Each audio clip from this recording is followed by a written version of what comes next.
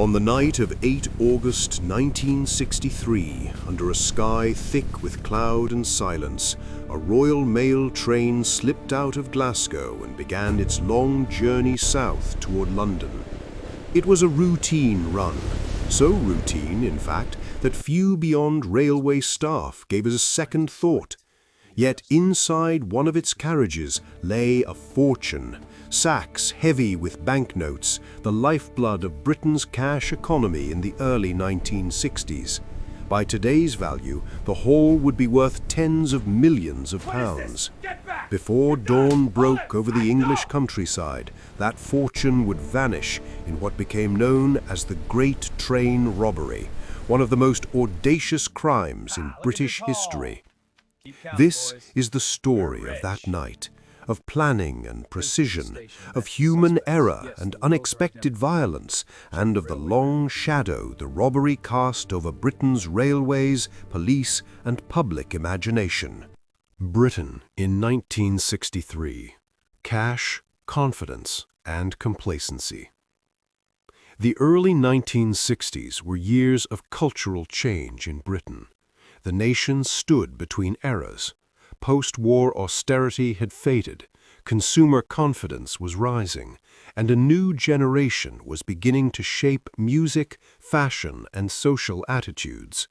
Yet the country's financial infrastructure still relied heavily on physical cash. Wages, business transactions, and interbank settlements often moved in paper form. The state-run postal system, the venerable Royal Mail, played a central role in this network. Special night trains, officially known as traveling post offices, TPOs, carried letters and parcels across the country. Inside the moving carriages, postal workers sorted mail in real time, using ingenious systems that allowed bags to be exchanged at stations without the train fully stopping. Among these carriages were high-value package (HVP) vans used to transport significant quantities of cash. Money orders, bank clearances, and weekend accumulations flowed through these armored wagons. Security had been strengthened in prior years, but like many systems built on routine, it depended on predictability. In August 1963, predictability would be exploited. At the center of the conspiracy stood Bruce Reynolds. Smooth, intelligent, and ambitious, Reynolds was not a violent criminal by reputation. He was known instead for bold robberies and careful planning. Yet even for him, attacking a Royal Mail train was an extraordinary leap. Reynolds had learned that on certain dates, especially after bank holiday weekends, unusually large sums of money would be transported south. A tip, believed to have come from an insider connected to railway or postal security, revealed a crucial vulnerability. On the chosen date, one of the HVP carriages scheduled for the Glasgow to London run would be an older reserve model lacking its upgraded alarm system. The coincidence was staggering: a cash-heavy journey, an outdated security carriage, and a predictable timetable. But Reynolds' new ambition required expertise. His London-based associates lacked experience in railway operations.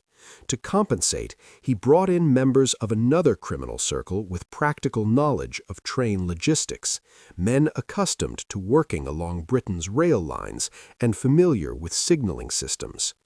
Gradually, the team grew to more than a dozen participants. Each man had a role. Each understood that speed, not brute force, would determine success. On the evening of 7th August 1963, at 6:50 p.m., the Royal Mail train departed Glasgow Central Station. It was scheduled to arrive at London Euston in the early hours of 8th August. The train comprised 12 carriages. 72 postal workers were aboard, sorting letters and parcels as the train rolled south. Among the wagons was the HVP carriage, positioned near the engine for security reasons. That night, thanks to the bank holiday weekend, it carried around £2.6 million, an enormous sum in 1963. The robbers had studied the route carefully.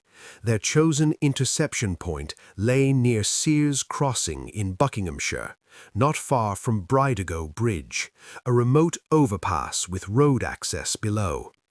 The isolation of the location would give them precious minutes. Shortly after 3 a.m., as the train approached Sears Crossing, something unusual occurred. The signal ahead glowed red.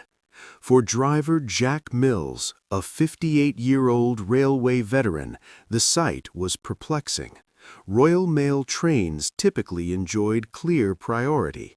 Nonetheless, procedure demanded obedience. Mills applied the brakes, and the heavy locomotive shuddered to a halt in the darkness. What he did not know was that the signal had been tampered with. One gang member had covered the green aspect and rigged a battery to illuminate the red. The line-side telephone, which would normally connect the driver to the signal box, had been cut. When the second man climbed down to investigate, he was quickly overpowered. Moments later, masked figures stormed the locomotive cab. Mills resisted and was struck on the head with an iron bar. He collapsed, seriously injured. Although the robbers had planned a non-violent operation, the moment introduced a grim human cost.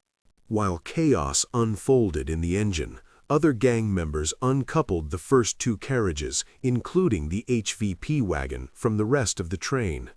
Their plan was to move the shortened section forward to Bridego Bridge, roughly a mile away, where a truck waited below. To execute this, they had brought along a retired train driver. Yet fate intervened again. The replacement driver found himself unfamiliar with the locomotive's controls. Under pressure, the gang revived Jack Mills and forced him, despite his injury, to drive the train segment forward. The shortened train rolled slowly toward Bridego Bridge. Behind it, postal workers in the remaining carriages were unaware of what had transpired. At the bridge, events moved swiftly. The robbers broke into the HVP carriage, subdued 5 postal staff members, and began transferring money sacks down to the waiting truck. There were 128 sacks in total, weighing over 2 tons. The gang formed a human chain, passing bags from hand to hand with remarkable efficiency. Within approximately 15 minutes, 120 sacks had been loaded. 8 were left behind due to time pressure. Before fleeing, one robber reportedly warned the postal staff not to move for 30 minutes. The gang escaped in a truck and 2 Land Rovers bearing identical false license plates. They drove toward a rented farmhouse near the village of Oakley in Buckinghamshire, a property later known as Leatherslade Farm. By around 4:30 a.m., the robbers reached their hideout. Euphoria filled the farmhouse. They had executed a crime that seemed cinematic in scale. In a moment that would later haunt them, they played a game of Monopoly using real banknotes. Laughter echoed through the countryside, but law enforcement was already mobilizing. The robbery quickly drew national attention. Responsibility for the investigation fell to Scotland Yard, whose officers recognized the unprecedented scale of the crime. Police established a search radius of approximately 50 miles, reasoning that the robbers could not have traveled far within the available time. Helicopters scanned the countryside. Roadblocks appeared across Buckinghamshire. A neighbor reported suspicious activity at Leatherslade Farm. Acting on the tip, officers raided the property. Inside, they discovered damning evidence: empty mail sacks, painted-over vehicles, food supplies, and, crucially, fingerprints. Though the gang had attempted to wipe surfaces clean, they had overlooked the Monopoly board. The fingerprints matched records already held by Scotland Yard. The net tightened rapidly. Within weeks, most of the gang had been arrested. Two key figures initially evaded capture: the mysterious insider and the replacement driver. Their identities remain subjects of debate. In 1964, several gang members stood trial at Aylesbury Crown Court. Sentences were severe, up to 30 years in prison, reflecting judicial determination to deter future large-scale crimes. Bruce Reynolds himself fled abroad, but was eventually captured in 1968 after returning to England. For Jack Mills, the consequences were tragic. The head injury he sustained ended his railway career. He never fully recovered from the trauma and died 7 years later. Bridego Bridge became informally known as Train Robbers Bridge, a name that persists today. The robbery forced sweeping changes in cash transport security across Britain. Alarm systems, armored vehicles, and revised procedures reduced vulnerabilities in postal operations. The crime marked the end of an era of comparative innocence in railway security. Over time, the Great Train Robbery entered British folklore. Books, documentaries, and dramatizations revisited the story. Some portrayals emphasized daring and ingenuity, others stressed violence and recklessness. One notable retelling appeared in The Great Train Robbery, which dramatized both the criminal's perspective and the police pursuit. The narrative balance between glamour and condemnation continues to spark debate. Yet beneath the legend lies a more sobering truth. The robbery was not merely a caper. It involved real fear, real injury, and profound disruption. It tested public trust in institutions and challenged assumptions about security. The Great Train Robbery stands at the crossroads of history and myth. It revealed how insider knowledge could undermine even state-run systems. It exposed the tension between meticulous planning and unpredictable human variables. And it demonstrated how quickly celebration can give way to capture when overconfidence erodes discipline. For historians, the robbery illuminates the mechanics of Britain's mid-century infrastructure. For criminologists, it remains a case study in operational planning and investigative breakthroughs.